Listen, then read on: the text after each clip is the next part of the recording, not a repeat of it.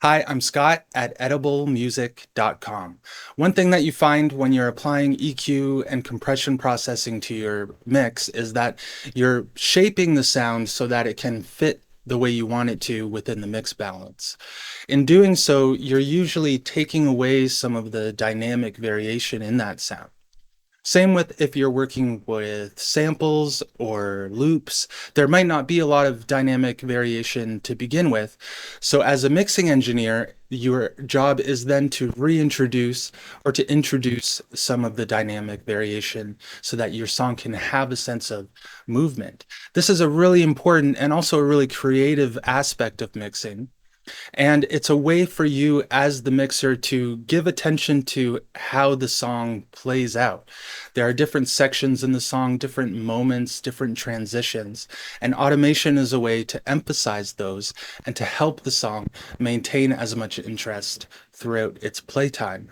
So I want to show you a few ways to make use of automation and introduce that sense of interest. It can often be a really subtle way to do it, but it's really effective as well. This first example will show you that. If we play from the verse into the chorus here,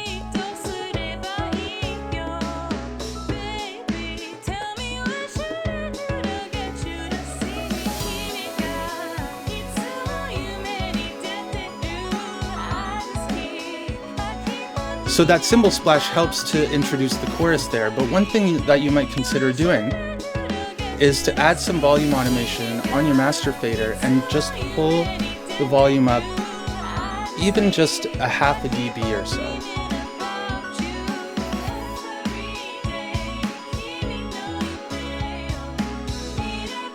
We'll go 0.6.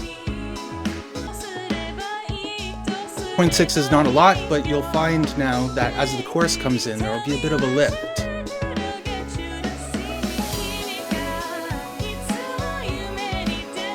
Right, pretty good. And it's not as if the sections are now disjointed from one another because it's only a small increase in volume here. It's just pushing the chorus up a little bit. And you can continue to do this as the song progresses. So in this post-chorus, we could, because the chorus was at 0.6, we could maybe just add it to make it 0.4. And then the verse can come back down to normal. While the next part of the verse, raise it again.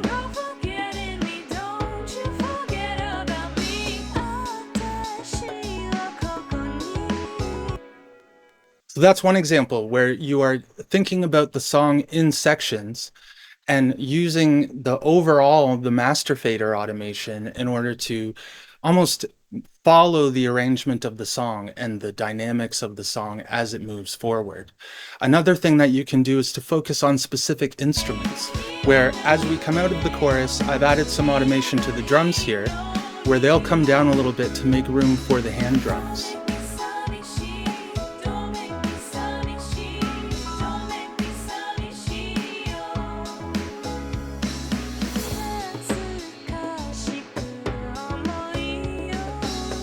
And then they'll come back up when the fill happens.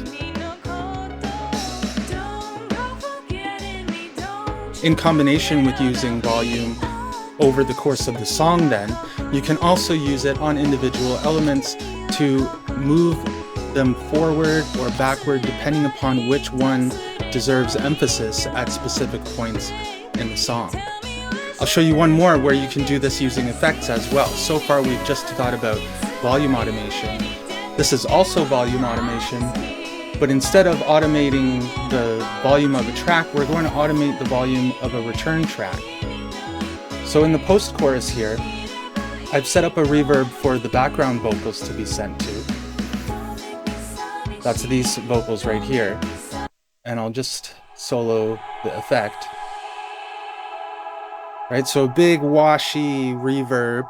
And what I'd like it to do is to build up during the post-chorus and then have some space at the end, but then it's going to just cut out very suddenly as the second verse goes. So we're looking at this background vocal throw here, and we'll start with the fader all the way down. And I'd like it to come up, and then it's going to come right back down again. One time through, let's see how it works.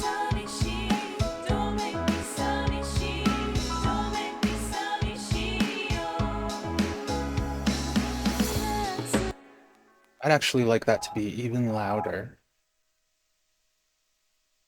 Let's try it again.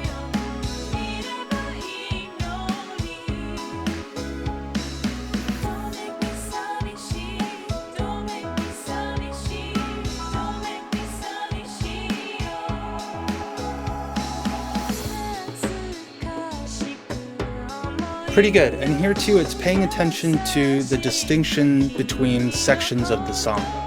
This reverb rises up in the post-chorus and then cuts off, which helps to distinguish the post-chorus from the beginning of the second verse.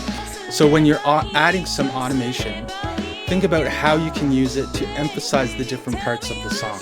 If there are drum fills or little instrumental flourishes or really cool moments, then you might just want to push the fader up a little bit or adjust some parameters in order to help the song emphasize the interest and significance of those moments.